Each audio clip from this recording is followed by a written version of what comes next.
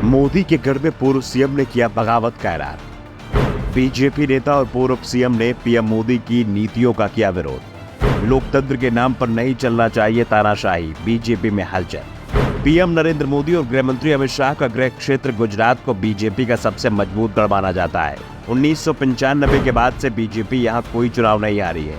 1995 में बीजेपी ने गुजरात में पहली बार पूर्ण बहुमत की सरकार बनाई थी, लेकिन ये सरकार 2 साल भी नहीं चल पाई थी।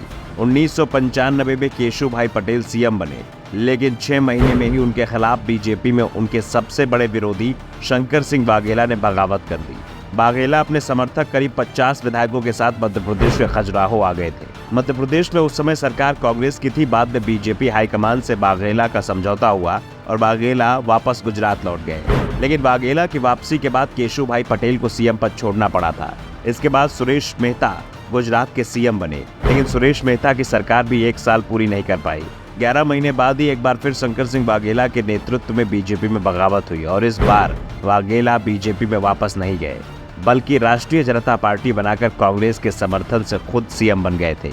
वाघेला तो एक बार बीजेपी से बाहर गए तो उन्होंने फिर बीजेपी की ओर नहीं देखा।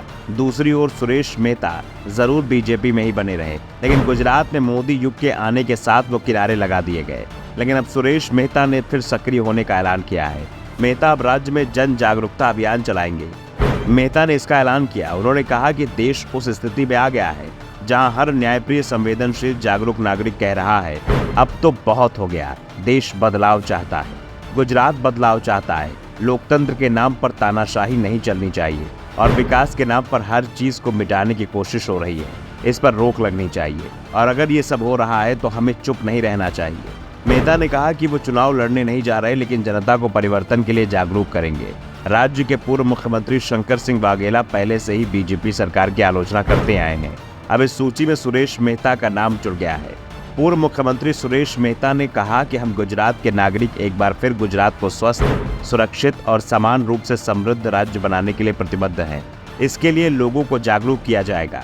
उन्होंने कहा कि जिस तरह से प्राथमिक शिक्षा का स्तर गिर रहा है और सरकारी स्कूल पर्याप्त कमरों के बिना बंद हो रहे हैं, इसका मतलब यह है कि राज्य सरकार शिक्षा का निजीकरण करके शिक्षा की जिम्मेदारी अपने ऊपर नहीं रखना चाहती है। उन्होंने कहा कि एक तरफ छात्र महंगी शिक्षा प्राप्त कर डिग्री हासिल करते हैं और दूसरी तरफ भ्रष्टाचार के कारण फर्जी डिग्री घोटाला चल रहा है। मेहता ने कहा कि सरकार के मेरा देश मेरी माटी जैसे प्रचार अभियान बढ़ रहे हैं, लेकिन वे युवाओं को देश में बसने और विदेश जाने से नहीं रोक सकते।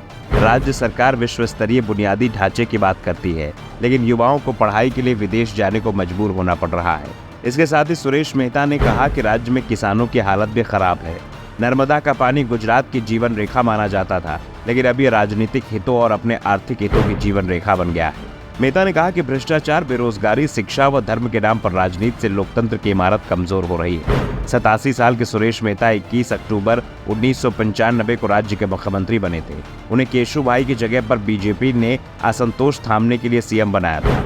वो 19 सितंबर 1996 तक सीएम रहे थे। इसके बाद 27 दिन का राष्ट्रपति शासन लगा था और फिर शंकर सिंह वाघेला मुख्यमंत्री बने थे।